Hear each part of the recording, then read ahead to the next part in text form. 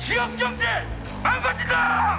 다양한 이해관계자 의견을 폭넓게 수렴하면서 공청회 등 통상절차법상의 절차를 차례로 진행해 왔습니다.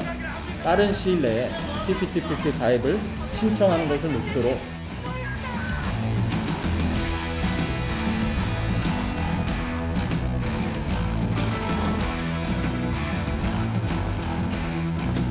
이상기후와 코로나 팬데믹, 연이어 발발한 러시아 우크라이나 전쟁은 세계 곡물 시장에 파동을 일으켰습니다. 지난 3월 국제연합식량농업기구가 발표한 세계 식량 가격 지수가 집계 이래 최고치를 기록하면서 자국의 주체적인 식량 생산과 소비를 중시하는 식량 주권 확보가 다시 조명받고 있습니다. 식량 주권을 확보하고 안전한 먹거리를 제공. 식량 주권의 관점에서 적정 생산량을 유지할 수 있도록 한국은 수출 주도형 경제발전 전략 아래 90년대 우루과이 라운드 협상을 시작으로 58개국과 FTA를 체결했고 점차 우리 농어민들이 디딜 땅은 좁아져 왔습니다. 5건의 FTA 발효 이후 5년간 국내 농업 손실은 1.8조 원에 달합니다. 1990년 40%가 넘었던 곡물 자급률은 현재 절반 넘게 떨어져 OECD 최하위 수준이며 수산물 자급률 또한 하락세를 보이고 있습니다. 수익 개방이 더 자유로워지고 우리 농산물에 대한 가격 보장 자체가 안 되니까 고깃값은 옛날이나 지금이나 똑같아. 사업을 할 수가 없어요. 실제로 20여 년의 FTA 과정 동안 농가 부채율이 많이 증가를 했고 현재 농업 구조가 무너져 있기 때문에 이것을 회복하는 데는 상당한 시간이 걸릴 겁니다. 정부는 개방을 통한 경제 발전의 또 다른 발판으로 포괄적이고 점진적인 환태평양 경제 동반자 협정, 즉 CPTPP 가입을 결정했습니다. 개방형 통상국가인 우리 경제 구조상 대외경제안보 이슈의 중요성은 아무리 강조해도 지나치지 않습니다. CPTPP는 아시아 태평양을 둘러싼 11개국이 지역 경제 공동시장을 목표로 맺은 다자간 자유무역 협정입니다.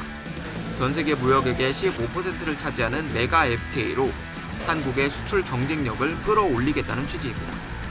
수출이라든가 수입이라는 다각화 부분이 중요합니다. 경제적으로는 이런 글로벌 공급망, CPTP가 굉장히 중요한 역할을 할 수 있고 그쪽에 열린 시장을 우리가 거기서 혜택을 받을 수가 있는 거예요. 하지만 높은 개방률만큼 우려의 목소리도 따릅니다. 대만의 경우 올해 초 CPTPP 가입을 위해 일본 후쿠시마 일대 식품 수입을 허용하기도 했습니다.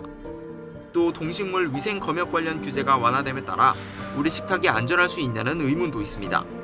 입장료라는 그런 표현이 있는데요. 기존 가입국인 일본이 후쿠시마 수산물을 한국에 판매하기 위해서 각종 노력을 동원할 것으로. 무엇보다 호주와 뉴질랜드, 베트남과 일본 등 대규모 농수산물 수출국들이 가입돼 있어 국내 농어민들의 피해가 필연적입니다. 회원국의 농수산물 관세 철폐율이 기존 자유무역 협정을 뛰어넘는 평균 96%로 추가 개방이 불가피하기 때문입니다. CPTPP라는 것은 점진적인 전면 개방이라 축산농업 기반 자체가 아마 위태롭지 않을까 그렇게.